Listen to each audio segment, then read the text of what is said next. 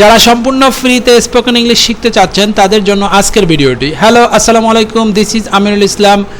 Spoken English ক্লাসে সকলকে স্বাগতম। স্পোকেন ইংলিশ কোর্সটি 3টি সেগমেন্টে ভাগ করা হয়েছে। Number 1 basic course, number 2 intermediate course, number 3 premium course. Basic কোর্সটি হলো সম্পূর্ণ বিগিনার লেভেল স্টুডেন্টদের জন্য। Number 2 intermediate course, number 3 premium course পর্যায়ক্রমে পরবর্তী ভিডিওতে আলোচনা করব। তো চলুন ক্লাসটি শুরু করা যাক। প্রথমে আমরা জানব বেসিক কোর্স কাদের জন্য। This is for the beginner level students who have know the basic and primary knowledge of spoken English.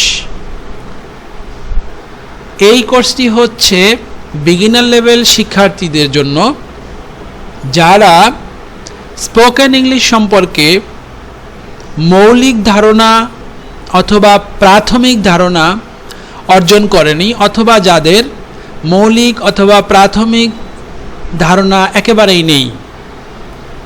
For spoken English, everyone has to know 5 basic fields or chapters at first. সুতরাং beginner স্টুডেন্টদের প্রত্যেকেরই জানতে হবে 5টি ক্ষেত্র অথবা 5টি chapter সম্পর্কে, এবং এই 5টি চ্যাপ্টারের উপর ভিত্তি করে স্টাডি করতে হবে এবং প্র্যাকটিস করতে হবে। তো গাইস, এখন আমরা 5টি চ্যাপ্টার সম্পর্কে সংক্ষেপে আলোচনা করব, দেন আমরা ক্লাসটি কন্টিনিউ করব। Chapter 1 tenses at a glance, that means এক নজরে বিভিন্ন প্রকার টেন্স। গাইস, ছোটবেলা থেকে আমরা টেন্স সম্পর্কে জেনে এসেছি কম বেশি, কিন্তু আজকে আমি ভিন্নভাবে একটু আলোচনা করব। একটি মানুষের পুরো জীবনটাই হলো একটি টেন্স। তার কারণ হলো জন্ম থেকে মৃত্যু পর্যন্ত প্রতিনিয়ত কিছু সময় বর্তমান চলতে থাকে, বর্তমানকে নির্দেশ করে। বর্তমান কিছু সময় যখন অতিবাহিত হয়ে যায় তখন সেটা অতীতের মধ্যে পড়ে যায়, বাকি থেকে যায় ভবিষ্যৎ, অর্থাৎ সামনের সময়গুলো। তা 3টা সেগমেন্টে আমাদের লাইফটা ভাগ হয়ে যায় জন্ম থেকে মৃত্যু পর্যন্ত। তো টেন্সের ভিত্তিটা হলো সময়ের একটি খেলা। যে এই সময়ের খেলাটা বুঝতে পারবে তার জন্য টেন্স একেবারে সহজ। তবে বিস্তারিতভাবে ক্লাসগুলো আলোচনা করা হবে, আশা করি আপনারা বুঝতে পারবেন। Then chapter 2 passive forms in details. এখানে বিভিন্ন প্রকার টেন্সের প্যাসিভ ফর্ম শিখতে হবে। ধরুন একটি উদাহরণ যদি দেই তাহলে এভাবে বলা যায়, আমি প্রতিদিন বল খেলি। আরেকটি বাক্য যদি এটাই আমি ঘুরিয়ে বলি, প্রতিদিন বল খেলা হয়, তাহলে কি দেখা গেল? দুটি বাক্য সম্পূর্ণ ভিন্ন রকমের, বাট মিনিং সেম। দুটো বাক্যের অর্থ একই, সারমর্ম একই। তাহলে পার্থক্যটা কোথায়? পার্থক্যটা হচ্ছে গঠনগত দিক থেকে। একটি হলো অ্যাক্টিভ ভয়েস আর একটি হলো প্যাসিভ ভয়েস। তো আমরা সেগুলো পর্যায়ক্রমে শিখব। তো স্পোকেন ইংলিশের জন্য খুবই গুরুত্বপূর্ণ এই দুটি ফর্ম, একটা হলো অ্যাক্টিভ আর একটি হলো প্যাসিভ। আমরা দৈনন্দিন জীবনে কথা বলতে অথবা কমিউনিকেশন করতে আমরা এগুলোর ব্যবহার করে থাকি। কখনো অ্যাক্টিভে কথা বলি, কখনো প্যাসিভে বলে থাকি। সো এ সম্পর্কে আমাদের সুন্দরভাবে বিস্তারিতভাবে আমাদের জানতে হবে এবং সেগুলো প্র্যাকটিস করতে হবে। Then chapter 3 use of auxiliary and modal auxiliary verbs. এখানে আমরা শিখব বিভিন্ন প্রকার সাহায্যকারী ভার্বের ব্যবহার অথবা প্রয়োগ। যদিও চ্যাপ্টার 1 ও চ্যাপ্টার 2 দুটো চ্যাপ্টারে আমরা অবশ্যই অক্সিলারি ভার্বের ব্যবহার শিখব। তার কারণ হলো টেন্স ভার্ব অথবা অক্সিলারি ভার্ব ছাড়া গঠন করা যায় না। যে কোনো সেন্টেন্সই ভার্ব ছাড়া গঠন করা যায় না। সুতরাং ভার্বের ধারণা আমরা আগেই পাবো।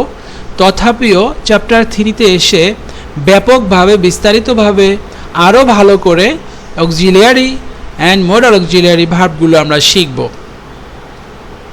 Chapter 4 correction and rules of appropriate English. এখানে শুদ্ধ ইংরেজি ব্যবহারের অত্যাবশ্যকীয় সূত্রাবলী আমাদের প্র্যাকটিস করতে হবে।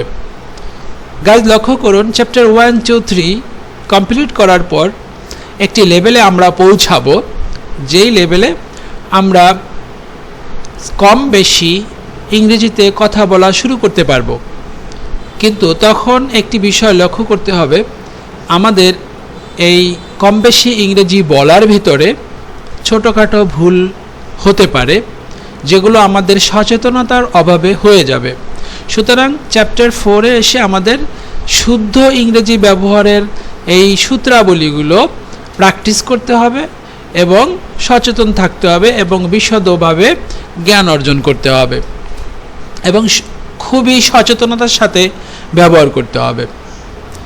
Chapter 5, this is the most important fact for our destination. Our destination is what? Our destination is spoken. অর্থাৎ আমাদের ইংলিশে কথা বলতে হবে। We have to speak in English. This is our destination. So chapter 5, practice different kinds of dialogues and conversation. বিভিন্ন ধরনের dialogues এবং কনভারসেশনের অনুশীলন।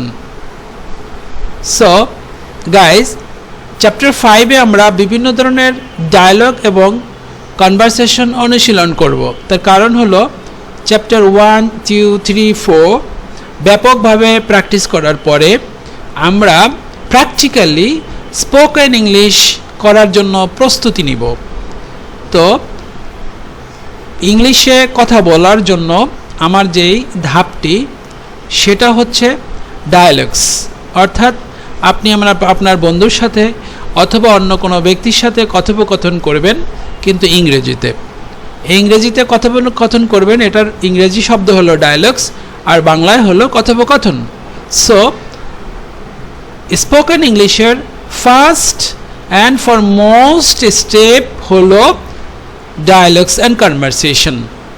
সো গাইজ, আজ এ পর্যন্তই। দেখা হবে পরবর্তী ভিডিওতে। তবে সর্বশেষ একটি রিকোয়েস্ট, সেটি হলো যারা আমার চ্যানেলটিতে নতুন তারা অবশ্যই চ্যানেলটি সাবস্ক্রাইব করে পাশে থাকা বেল আইকনটি অন করে রাখবেন, যাতে করে নতুন ভিডিওর নোটিফিকেশনগুলো আপনার ডিভাইসে চলে যায়। আর যারা ফেসবুক পেজ থেকে দেখছেন, অবশ্যই ফেসবুক পেজটি লাইক এবং ফলো করে পাশে থাকবেন। তো ধন্যবাদ সকলকে, সকলে ভালো থাকবেন। আল্লাহ হাফেজ।